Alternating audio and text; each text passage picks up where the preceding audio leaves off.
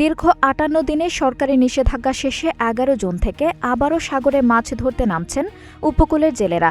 নতুন আশা আর স্বপ্ন নিয়ে প্রস্তুতি নিলেও তাদের আনন্দে ভাটা ফেলছে ইলিশ উৎপাদন কমে যাওয়ার শঙ্কা। গত ১৫ এপ্রিল থেকে সাগরে মাছ ধরার উপর শুরু হওয়া নিষেধাজ্ঞা শেষ হচ্ছে ১১ জুন। নিষেধাজ্ঞা শেষে আবারও ব্যস্ত হয়ে উঠেছে পটুয়াখালীর উপকূলীয় জেলেপাড়া।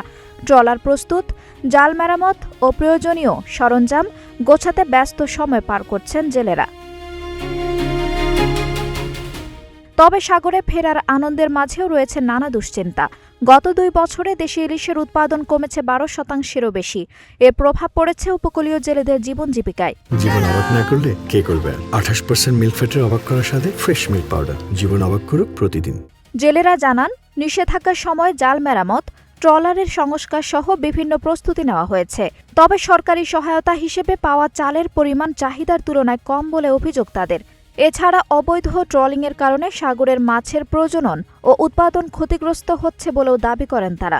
আমরা সরকারি আইন অনুযায়ী ৫৮ দিন মানছি অবরোধ। এখন অবরোধ শেষ, আমরা বুড়োর কাজ করছি, জালের কাজ করে সাগরে যাবার পরিবর্তে যে ট্রলিংগুলো আছে গাছ বডি, এই ট্রলিংয়ে আমাদের জালের মাছগুলোর ধ্বংস করে দিতে। ১৮ দিন অবরোধ দেশের সরকার আমরা মানি চলছি, আমরা সাগরও যাই না। এর মধ্যে তো বর্তমানে ট্রলার ট্রলিং চলতে আছে, মানে মাছ ধরতেছে, মাছগুলো আইতেছে, এগুলো সরকার খেয়াল নেওয়া উচিত। কিন্তু আমরা তো মানছি, কিন্তু অন্য মানে নাই। এই মানানোর কারণে আমাকে চাউল আমরা পাই। আল্লাহ মাছ ধরে যে মানুষের দেনা আছে, দেনা দেবো, মাহাজনা দেনা দেবো, তাহলে আমাকে অনেক উপকারিত হইবে আর কি। বড় বড় মন্ত্রী ম্যাজিস্ট্রেট হেগো বড় বড় ট্রলিং, একজনের ট্রলিং আছে ২০-৩০ কান। এরা নদীতে সব মাছ কাছে ধরিয়া লাই, গুড়া বৈশা যা আছে সব ধরিয়া বড় বড় বাছা বাছা গুড় শহর নেয়, আর কুচা বৈশা যা আছে সব বেলথা মারিয়া গাঙ্গ হালে দেয়, গাঙ্গ হালে দিয়া পানি মারিয়া ধুয়া লাই। এইভাবে ট্রলিংয়ে মাছ মারিয়া লাই। হ্যাঁ বড় বড় এই লাল জালের বোট সকল যারা আছে এগো জাল ফলবা সব এরা নষ্ট করিয়া লাই। নিষেধাজ্ঞা বাস্তবায়নে পটুয়াখালীতে ৪৭,৩৭১ জন জেলেকে প্রতি মাসে ৪০ কেজি করে খাদ্য সহায়তা দেওয়া হয়েছে। মৎস্য বিভাগ বলছে, কোস্টগার্ড, নৌপুলিশ, নৌবাহিনী ও মৎস্য অধিদপ্তরের নজরদারির কারণে এবারের মৌসুমে সাগরে মাছের উৎপাদন বাড়ার আশা রয়েছে।